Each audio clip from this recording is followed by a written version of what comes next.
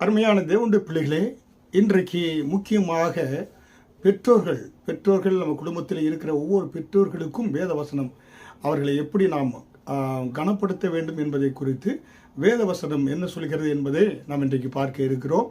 யாத்திராகமம் 20வது அதிகாரம் வசனம் 12 ஆண்டவர் 10 கட்டளைகள் கொடுக்கின்ற பொழுது அதில் சொல்கிறார், கர்த்தர் கொடுக்கிற தேசத்திலே உன் நாட்கள் நீடித்திருப்பதற்கு உன்னுடைய தாயும் தகப்பனையும் கனப்படுத்துவாயாக.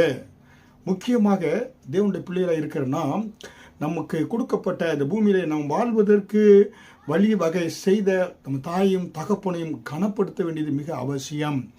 வயதான நாட்களிலே அந்த ரிட்டையர்மெண்ட் ஸ்டேஜிலே அவர்களுக்கு நன்றாக கவனித்து அவர்களை நன்றாக உபசரித்து அவர்கள் நல்ல ஆரோக்கியத்தோடு இந்த பூமியிலே அவர்களுக்கென்று கர்த்தர் வைத்திருக்க நாட்கள் வரை அவர்களை கவனிக்க வேண்டியது மிக மிக நம்முடைய பொறுப்பாக இருக்கிறது. முக்கியமாக அவர்களுக்கு இந்த வீட்டிலே என செய்ய வேண்டிய சில காரியங்கள், வீட்டினுடைய சில ஒழுங்குகள், வீட்டில் செய்யக்கூடிய காரியங்கள் என்பது என்ன என்பதை உங்களுக்கு சொல்கிறேன். முதலாவது சொல்கிறேன், டாய்லெட் இருக்க பாருங்க. டாய்லெட்டில் முக்கியமாக தரைப்பகுதி வழுக்காதபடி, அந்த டைல்ஸ் இதெல்லாம் வழுகாதபடி நன்றாக நம்ம கழுவி நீட்டாக வைத்திருக்க வேண்டும். ஏனென்றால் முதியவர்கள் அங்கே செல்கின்ற பொழுது அவர்கள் வலிக்கு விழுவதற்கு வாய்ப்பு. வலிக்கு விழுந்து அநேகர் அந்த சுவரில் தலை அடிபட்டு அநேகர் மரித்திருக்கிறாங்க.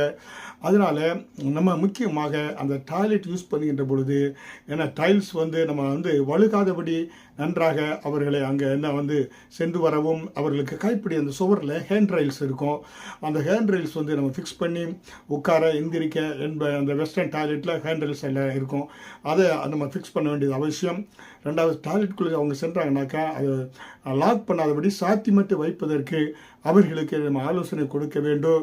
முடிந்தால் ஹாலிங் பெல்ஸ் உள்ளே வைத்தோம்னாக்க அதை அவர்கள் அவசர தேவை இருந்தால், மயக்கம் வருகிறது, விழுந்து விட்டார்கள் என்றால் அதை நமக்கு அங்கே உள்ளே இருந்து அதை தெரியப்படுத்துவதற்கு அது மிக வசதியாக இருக்கும். புரியுங்களா? அதனால் அது மட்டுமல்ல, நம்முடைய ஃப்ளோரில் நம்ம மோப் பண்ணி இருந்தோம்னாக்கா ஈரமாக இருந்தால் அதில் அவர்களை நடக்க விடக்கூடாது. புரியுங்களா? அது மட்டும் போல பார்த்தீங்கன்னா வீட்டில் ஷார்ப்பான மூளைகள், அதாவது பார்த்தீங்கன்னாக்கா கட்டிலுடைய காரியங்கள், அதில் அந்த மூளைகள் மற்றும் சேர்ஸ் டேபிள் எதாவது அவன் ஸ்டீல் போடக்கூடாது. ரெண்டாவது, ஷார்ப்பான எட்ஜோட இருக்கக்கூடிய காரியங்கள் அதில் இருக்கக்கூடாது. காரணம், அது அவர்களுடைய காலில் பட்டால் ஒருவேளை அவர்களுக்கு டயபெட்டிஸ் இருந்துச்சுன்னா அந்த புண் ஆறாதபடி அதே அவர்களுடைய வாழ்க்கையில் பெரிய காயத்தை உண்டு பண்ணும், வெட்டி எடுக்க வேண்டிய சூழ்நிலைகள்லாம் உருவாகும். பாருங்களா?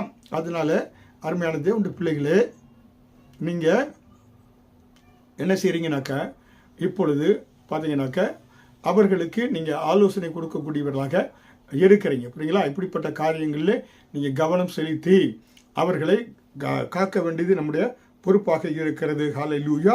அதே போல் பார்த்தீங்கன்னாக்க வீட்டில் ஒரு பொருட்கள் நம்ம இல்லாத பொழுது அவங்க டேபிள் சேர்லையோ வயதானவர்கள் மேலே ஏறி அந்த பொருட்களை எடுப்பதற்கு நம்ம அனுமதிக்கக்கூடாது. ஏனென்றால் அவங்க ஏறுகின்ற பொழுது பேலன்ஸ் இல்லை என்றால், கால் பேலன்ஸ் இல்லைன்னாக்க அவர்கள் என்ன செய்வாங்க, கீழே விழுந்து விடுவாங்க. புரியுங்களா?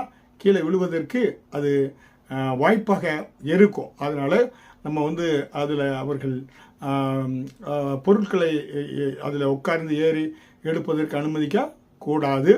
அது மட்டும் இல்லை, வெளியே செல்கின்றனால சின்ன சின்ன ஒரு குழி இருந்தால் அதெல்லாம் தாண்டணும்னு நினைப்பாங்க. ஆனால் கால், அதை மைண்டு, மூளையும் காலும் ஒன்றாக செயல்படாது. வயதான நாட்களில் மூளை நினைக்க தாண்டி விடலாம் என்று காலை எடுத்து வைப்போம். ஆனால் கால் அதற்கு ஒத்துழைப்பு கிடைக்காது. ஏற்ற வேளையில் நீங்கள் அப்போ அந்த குழியில் விழுவதற்கு வாய்ப்புகள் இருக்கிறது. அதனால மிக கவனிக்க வேண்டும். அவர்களை கவனிப்பதற்கென்று உதவியாளர்களை அனுப்பி வைக்க வேண்டும். அவர்கள் தனியாக சைக்கிளோ பைக்கோ ஓட்டுவதற்கு அனுமதிக்கக்கூடாது. அவர்கள் செல்கின்ற பொழுது கார் ஓட்டுவதனாலும் சரி, உதவியாக ஒருவர் நம்ம இருக்க வேண்டியது அவசியமாக இருக்கிறது. அவங்க பார்த்தீங்கன்னா அவர்களுக்கென்று அந்த மாத்திரைகள் கொடுத்துருப்பாங்க. அந்த ஒவ்வொரு வேலைக்கும் நேரத்துக்கு நேரம் அதை சரியாக தவறாமல் அவரை எடுத்துக்கொள்ளணும். ப்ரெஷர் இருந்தால் ப்ரெஷர் டேப்லெட்ஸும், அதே போல் டயபெட்டிஸ் டேப்லெட்ஸ் இதெல்லாம் அவர்கள் அந்த நேரத்திற்கு தவறாமல் எடுப்பதற்கு அந்த பாக்ஸில் இருக்கும். அதில் கரெக்டாக 1, 2, 3 இருந்தால் காலை மாலை எல்லாம் அதை போட்டு அதை எடுத்து அவங்க சாப்பிடுவதற்கு நம்ம அதை அரேஞ்ச்மெண்ட் பண்ணி கொடுப்பது மிக அவசியமாக இருக்கிறது. ஹல்லேலூயா. எப்பொழுதும் பாருங்கள், அவங்கள துதிப்பதற்கு, ஆலயத்து செல்வதற்கு, பைபிள் வாசிக்க, அதெல்லாம் அவங்களுக்கு சந்தோஷமாக இருந்தால் அதற்கு நல்ல சூழ்நிலைகள் நம்ம உருவாக்கி கொடுக்கணும். ஆலயத்துக்கு அழைத்து செல்லணும். ஆண்டவர் துதிப்பதற்கான பாடல்கள் எல்லாவற்றையும் டெலிவிஷனில் மற்றதெல்லாம் பைபிள் கொடுக்கணும். எல்லாம் அவர்களை மனசு சந்தோஷமாக இருக்கிற சூழ்நிலைகளை நாம் பெற்றோர்களுக்கு உருவாக்கி கொடுக்க வேண்டும். அவங்க பணம் எடுப்பதற்கு பேங்க் செல்கிறாங்கனாக்கா அவர்கள் தனியாக அனுப்பக்கூடாது. ஏனென்றால் பணம் எடுத்து அந்த பணத்தை பறிப்பதற்கு அநேக வாய்ப்புகள் இருக்கிறது. வீட்டில் அவங்க தனியாக இருக்கிற பொழுது அறிமுகம் இல்லாதவர்கள் யாராவது வீட்டுக்கு வந்தால் நம்ம டோரை திறந்து உள்ளே வருவதற்கு நம்ம அவர்களுக்கு அனுமதி கொடுக்கக்கூடாது என்று நாம் சொல்ல வேண்டும். கூடிய வரை பார்த்தீங்கன்னாக்கா அவர்களுக்கு தொலைபேசி மற்ற காரியங்கள்லாம் ஹேண்ட்ஃபோன் கையில் கொடுத்து நடக்கிற காரியங்கள் எல்லாவற்றையும் நம்ம ஃபோனில் தெரிந்து கொள்ளலாம், எப்படி இருக்கிறாங்க என்ன செய்கிறாங்க என்று சொல்லி.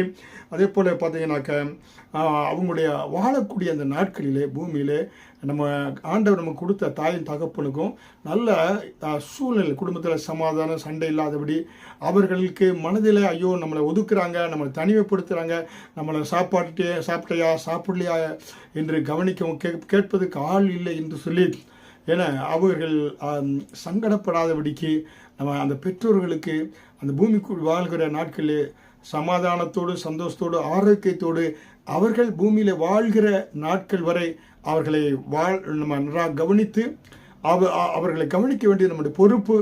ஏன்னா மிக முக்கியம், அது பெற்றோர்களை கவனிக்க வேண்டும். புரியுங்களா? அப்படி நம்ம கவனிக்கின்ற பொழுது நம்முடைய பிள்ளைகள் நம்முடைய கவனிப்பாங்க. வேத வசனத்தின்படி கர்த்தர் அந்த பூமியிலே நீடித்த நாட்களை நமக்கு ஆண்டவர் கொடுப்பார். ஹல்லேலூயா. அதனாலே பெற்றோர்களை கவனிங்க, தேவனுடைய ஆசீர்வாதத்தை பெற்றுக்கொள்ளுங்க. இன்னும் உங்களுக்கு அநேக காரியங்கள் குறித்து பகிர்ந்து கொள்ள இருக்கிறேன்.